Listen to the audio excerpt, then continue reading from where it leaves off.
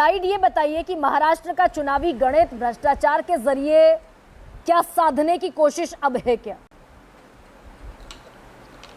देखिए, सच्चाई जो भी है वो तो सामने आएगी।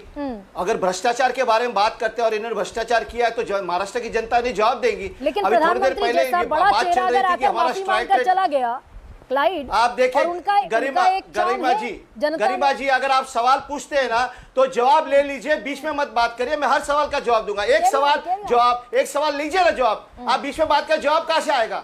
तो शांति रखिए ना, धीरज रखिए, थोड़ा धीरज रखिए।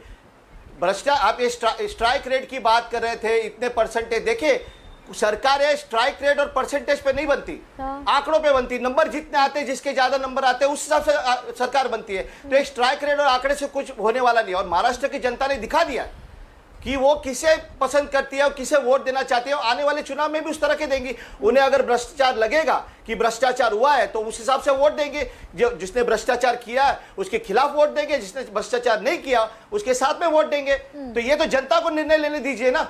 ये स्ट्राइक रेट करके, ये बात करके, यहाँ वहां की बात करके बात करें और ये सब यहाँ पर बात करें, होली भाव का बता रहे कि आप ये कह रहे हैं कि देश के प्रधानमंत्री भ्रष्टाचार पर, प्रतिमा गिरने पर, छत्रपति शिवाजी महाराज की अस्मिता पर, आन बान शान पर माफी मांगकर चले गए, जनता खारिज कर देगी उसे? क्यों नहीं? क्यों नहीं? जनता निर्णय लेगी उसका।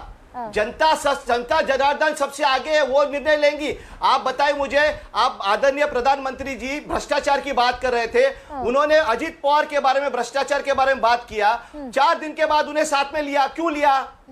तो जब जनता समझती है कि भ्रष्टाचार कहना वो एक सिर्फ जो है जो स्टेटमेंट होता है, बाकी जो करना है वो करेंगे।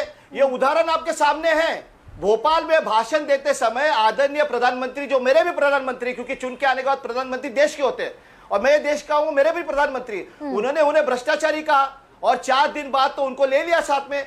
और फिर जनता ने क्या दिया महाराष्ट्र में निर्णय, वो आपने देख लिया लोकसभा में। और अभी आगे चल के विधानसभा में देखिए क्या निर्णय लेगी। आप भी यहाँ पर, मैं भी यहाँ पर।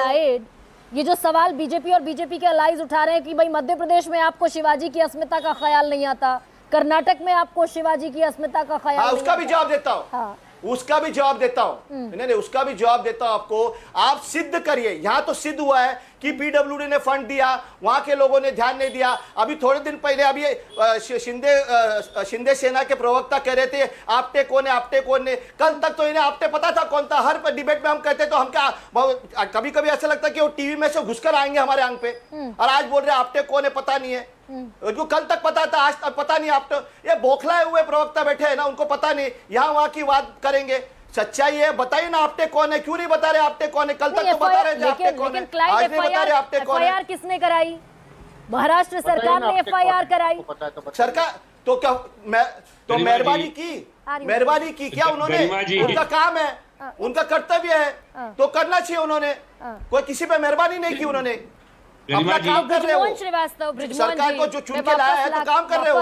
ठीक है बृजमोहन जी, एनडीए में जो परिणाम आए लोकसभा चुनाव के, उसके बाद एक ऑलरेडी एक अंडर करंट की स्थिति है महाविकास आघाड़ी में। They are very much excited कि डन डील है महाराष्ट्र का चुनाव। और अब इसमें छत्रपति शिवाजी महाराज की प्रतिमा, इसी में भ्रष्टाचार, इसी में जयदीप आपटे, इसी में चेतन पाटिल, और ये सिरा जुड़ता जुड़ता महाराष्ट्र के विधानसभा चुनाव तक पहुंच रहा है। बृजमोहन श्रीवास्तव, देखिए गरिमा जी, जो लोकसभा का चुनाव हुआ था, निश्चित रूप में हमको जो परिणाम की आशा थी वैसे नहीं आए, लेकिन उससे हमने सबक भी लिया है। और उस सबक के कारण हम लोगों ने अपनी बहुत सारी चीजों में इम्प्रूवमेंट भी किए। जहां हम लोगों को लगता है कि हम लोगों से चूक हुई, उनको हमने ठीक भी किया है। लेकिन मैं आपसे दूसरी बात कहना चाहता हूँ इस मामले में। मालवन जहां पर की घटना घटी है, वहां पर महाविकास आघाड़ी ने बंद का आह्वान किया। ये वहां के लोगों को नहीं समझा पाए, ये पूरे महाराष्ट्र के लोगों को क्या समझाएंगे इस मुद्दे पे? वहां पर जो आपने रेक्टिफाई किया, आपने करेक्टिव मेजर्स उठाए। अभी कल का परसों का बयान है शिवसेना शिंदे गुट के नेता का, एनसीपी के साथ बैठना ही नहीं चाहते वो, उन्हें उल्टी आती है एनसीपी के नेताओं के साथ बैठकर। आप कह रहे हैं आपने करेक्टिव मेजर्स। वो हमारी पार्टी के तो मेंबर नहीं है, उसके लिए उनके जो नेता आदरणीय एकनाथ शिंदे साहब, वो उनके खिलाफ कार्रवाई करेंगे।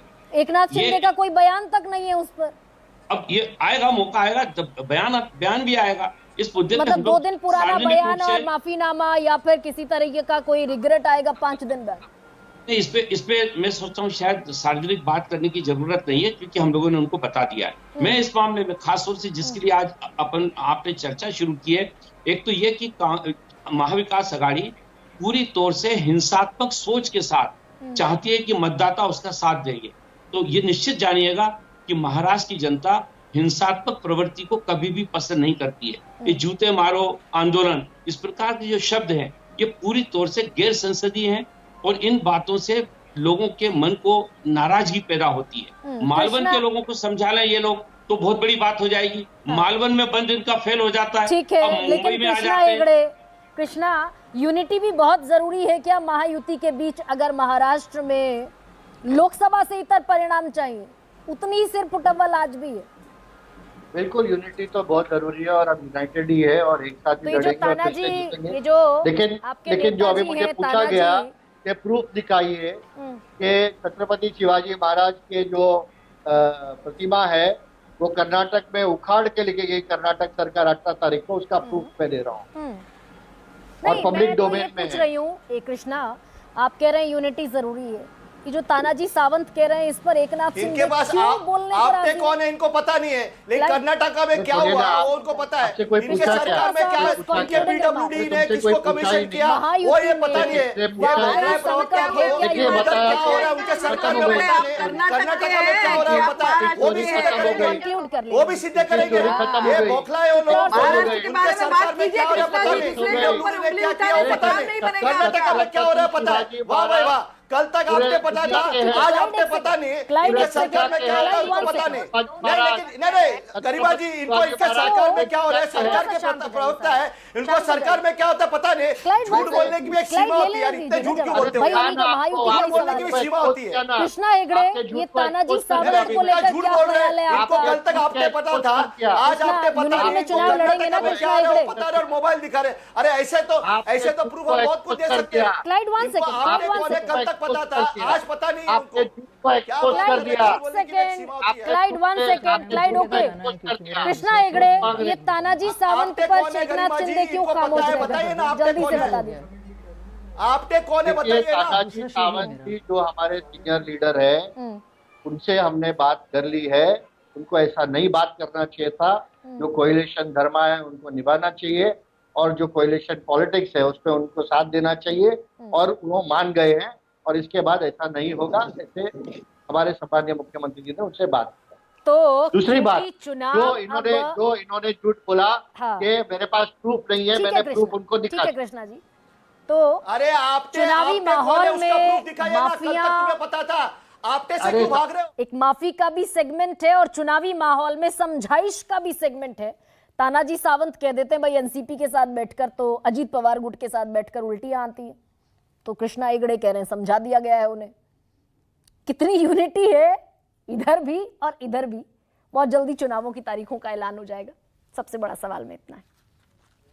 सबसे बड़ा सवाल